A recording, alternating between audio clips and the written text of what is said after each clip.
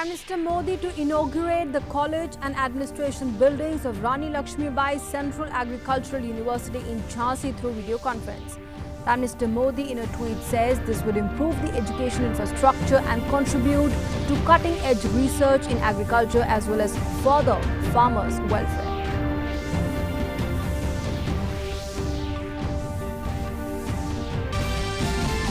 National Sports Day being celebrated today on the birth anniversary of hockey legend Major Dhyan Chand. President Ramnath Kovind to present the National Sports Awards through video conferencing. Sports Minister Kiran Rijiju pays floral tribute to Major Dhyan Chand.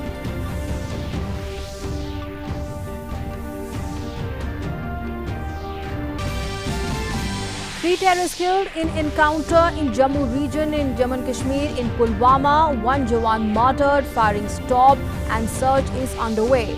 This is the second encounter in 24 hours. In Shopian, 4 terrorists killed while one was arrested yesterday.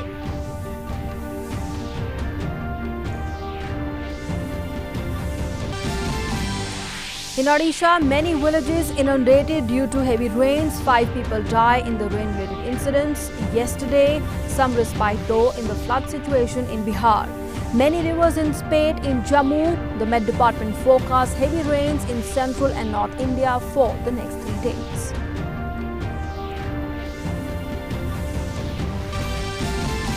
India consolidates its war to beat COVID-19 pandemic. Unprecedented upsurge in the COVID-19 testing witnessed. Health Ministry says a new peak of 4 crore tests achieved. Globally, over 2 crore 48 lakh people infected with the virus, while over 8.4 lakh people have lost their lives worldwide.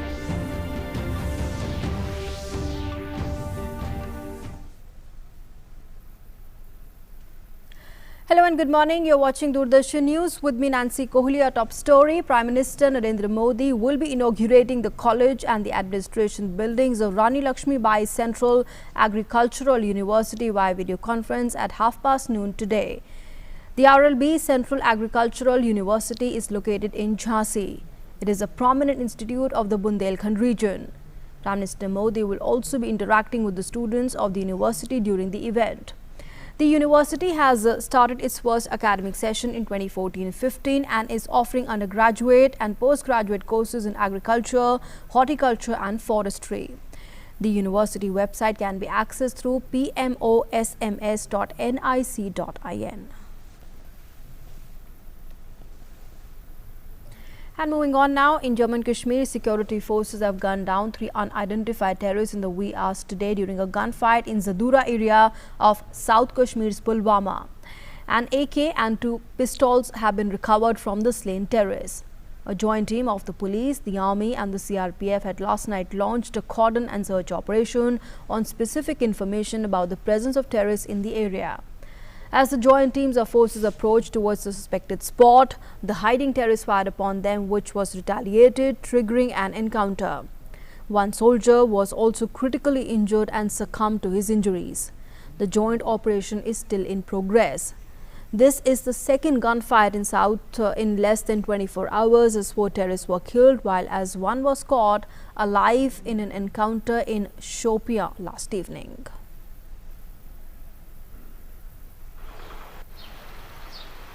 इधर Shopian police को खबर मिला था कि 4-5 terrorist orchard में हैं। Army, CRP, police जाके कॉर्डन लगाए। जब सर्च शुरू हुआ तो फायरिंग शुरू हो गई। इनकाउंटर में 4 टेररिस्ट मारे गए हैं और एक को जिंदा पकड़ा गया है।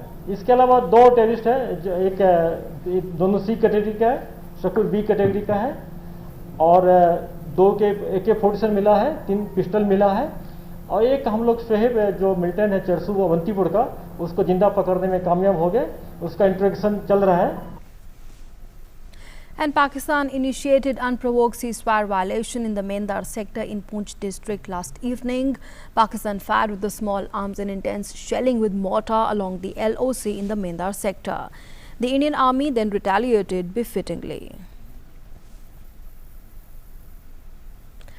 Moving on now to COVID-19 updates. India has tested more than 9 lakh COVID-19 samples each day for the second consecutive day yesterday, keeping a sharp focus on test, track and treat strategy of the union government. India has already created a capacity of doing 10 lakh tests per day. Now, according to the Ministry of Health and Family Welfare, unprecedented upsurge in the COVID-19 testing is being witnessed. And with this, India has touched a new peak of 4 crore tests that have been done. A quick look now at the COVID-19 updates from some of the worst affected states in India, and Maharashtra, the worst affected state in the country, continues to record over 14,000 new cases. Yesterday, 14,361 new cases were reported in the state yesterday, and 11,607 patients were discharged, while 331 patients have lost their lives in the past 24 hours. Now, currently, there are 1,80,718 active cases in the state. In Tamil Nadu, 5,996 persons have tested positive for COVID-19 yesterday. 102 deaths were reported, while 5,752 patients were discharged in the past 24 hours. And taking a look now at the figures in the national capital, there you have those figures for you. 1,808 persons have tested positive as of yesterday, and 1,446 patients have been discharged, while 20 patients have lost their lives in the past 24 hours, and total active cases stands at 13,550.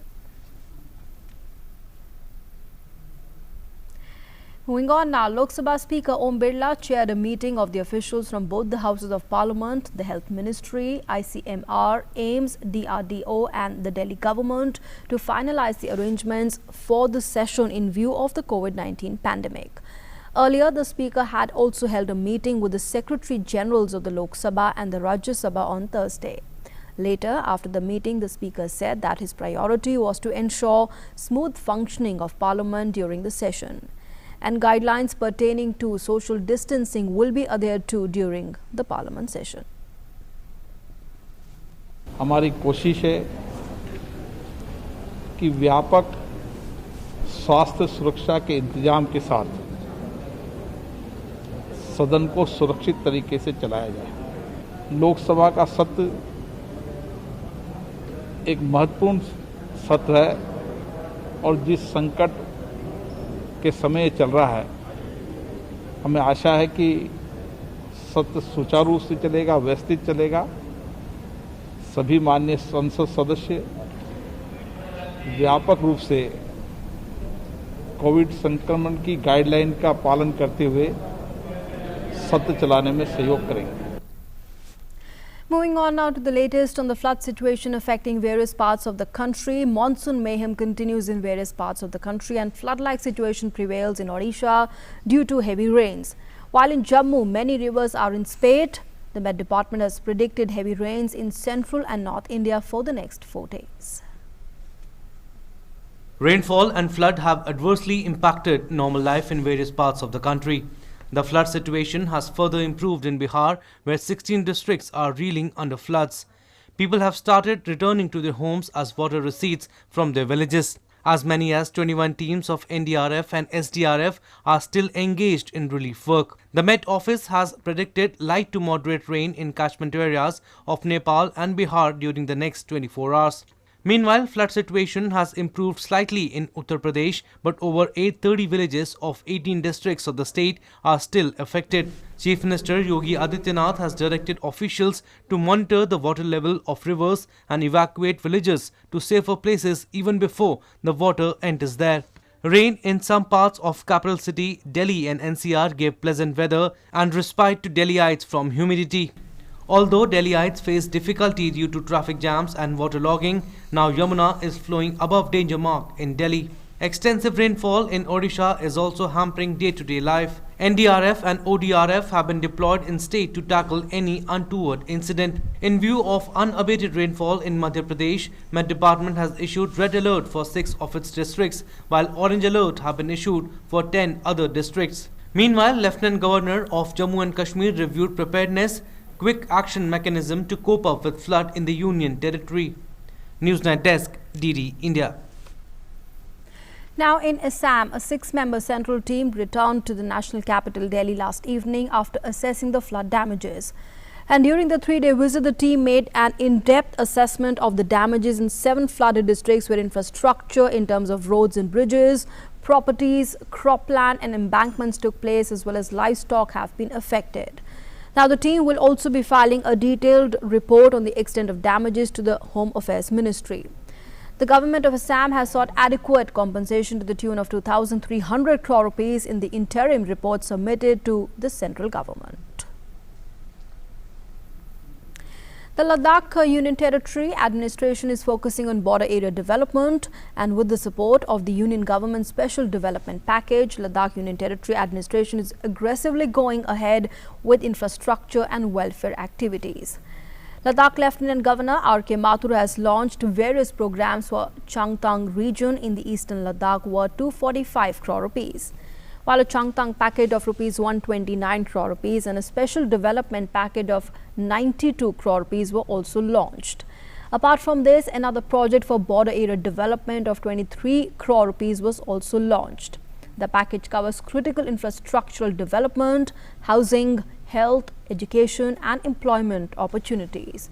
And speaking on the occasion, the Lieutenant Governor said that this holistic package is designed to cater to the core needs of the pastoral and the agro-pastoral communities of the Changtang region. He also thanked Prime Minister Modi and the central government for extending support and concern for the development of Ladakh through such historic financial packages. Moving on now, National Sports Day is being celebrated today to honor the legendary hockey player Major Dhyan Chand. On the occasion, President Ramnath Kovind will be presenting the National Sports Awards to the winners in virtual mode in the first ever virtual National Sports Awards function being held due to the COVID-19 pandemic. The Union Sports Minister Kiren Rijiju also paid floral tribute to Major Dhyan Chand on his birth anniversary today at the Major Dhyan Chand National Stadium in the national capital. And speaking with the media, the minister said that the prize money for Khel Ratna has been increased from 7.5 lakh to 25 lakh rupees for Arjuna Award winners, from 5 lakh rupees to 15 lakh rupees. He also added that the prize money has also been increased in the remaining category of awards as well. The prize money for the sports awards and as well as the adventure, both we have decided to increase, and sports we have already increased, and adventure we will be increasing in a day or two. Khel Ratna is 25 lakhs now, Arjuna is 15 lakhs, and Dronacharya lifetime is 15 lakhs, and Dronacharya regular is 10 lakhs. Dhyan Chand is 10 lakhs, and there are some other categories like Rashtriya Khel Puruskar, Protsahan Puruskar. Tenzin Norge will be 10 lakhs. And the day is observed to spread awareness on the importance of sports and daily activities in everyone's life. Stressing the need to stay fit and healthy, the day is observed to spread awareness on the importance of sports and daily activities in every individual's life. Take a look. The wonderful Indian team in the white shorts, who so far have scored 30 goals to 0 in the tournament. To commemorate the birth anniversary of hockey legend Major Dhyan Chand, National Sports Day is celebrated across the country on 29th August. Popularly known as the Wizard for his magical touch, superb control, creativity and extraordinary goal-scoring feats, Dhyan Chand was instrumental in taking Indian hockey to greater heights under his talismanic leadership. The late hockey player led India to 3 Olympic gold medals in the years 1928, 1932 and 1936. He had scored over 400 goals in 22 years, spanning from 1926 to 48. He was bestowed with India's 3rd highest civilian honour, Padma Bhushan, in 1956. Regarded as the greatest of all time, Dhyan Chand also served in the Indian Army and brought laurels to the country. The noteworthy memorial for him is the Major Dhyan Chand Award, the highest award for lifetime achievement in sports and games in India. Other than spreading awareness on importance of sports, the special day also highlights the achievements and contributions of Dhyan Chand to India's rich sports history and culture. The President confers National Sports Awards to honour sportsmen who have achieved laurels in the sports realm and enhance country's pride all over the world. After the death of Dhyan Chand in 1979, Indian Postal Department issued stamps in his honor. As a tribute to him, National Stadium of Delhi was also renamed Major Dhyan Chand Stadium. National Sports Day is the center of attraction for ardent sports lovers across the country. The main reason behind celebrating National Sports Day lies in championing the spirit of sportsmanship and propagating the message of different sports. Sports Desk, DD India. India score again. Moving on now, the CBI on Friday interrogated Riya Chakrabarti, who is the main accused in abetting suicide of actor Sushant Singh Rajput. Chakrabarti was grilled by the agency for over 10 hours yesterday. The CBI has summoned Riya Chakrabarti today as well. She appeared before the CBI for the first time yesterday morning and was interrogated till around 9 at night. And apart from prime accused Chakrabarti, other accused related to the case are also present in the DRDO guest house to be questioned further. Nothing has been said by the CBI about the arrest of Riya Chakrabarti as yet, but it's worth mentioning that Riya Chakrabarti is a main accused in the FIR lodged by the CBI in the case.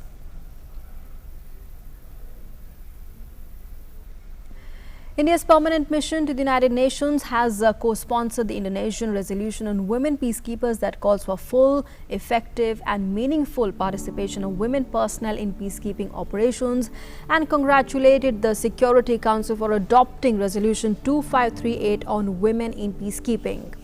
India's permanent mission has also stated that India will continue to push for greater involvement of the women in all the areas and will also see it was a priority during its UNSC tenure beginning 2021. India has a long tradition of being associated with the UN peacekeeping since its inception.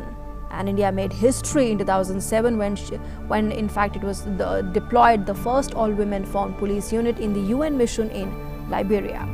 India is also one of the largest troop contributors to UN peacekeeping operations. Several Indian troops have made the supreme sacrifice in the course of such operations. Earlier this year, Indian women peacekeeper Major Suman Gawani won the UN Military Gender Advocate Award. She served as a peacekeeper with the UN mission in South Sudan. And shifting gear now to taking a look once again at the COVID-19 updates from across the world. Over 2 crore 48 lakh people have been infected with the virus, and COVID-19 has claimed the lives of over 8.4 lakh people worldwide. As many as 1.72 crore recoveries have been recorded worldwide. The US and Brazil still remain the worst affected in terms of both the COVID-19 infections and fatalities. COVID-19 cases have been shooting up in the US for several weeks now. It has now crossed the 60 lakh mark. Over 60.9 lakh COVID-19 cases have been recorded, with a death toll surging past 1.85 lakh. And Brazil stands second in the world corona case tally with more than over 38.12 lakh cases and over 1,19,000 deaths. Now, Mexico remains the third worst hit country in terms of deaths linked to COVID-19, as the country has reported over 62,500 deaths so far. And as the world is now pacing towards healing the loss COVID-19 has caused to economies, Britain's Prime Minister Boris Johnson will launch a campaign extolling the virtues of returning to workplace and providing reassurance that it is a safe place. UK's Transport Minister also said the government will urge people to return back to their offices in a bid to revamp the economy. The country has over 3,31,640 cases of COVID-19 with more than 41,480 fatalities.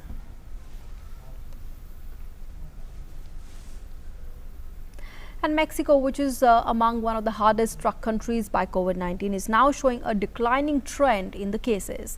Third highest in terms of death toll after the US and Brazil, the Mexican authorities said the country's daily rise in numbers is now declining.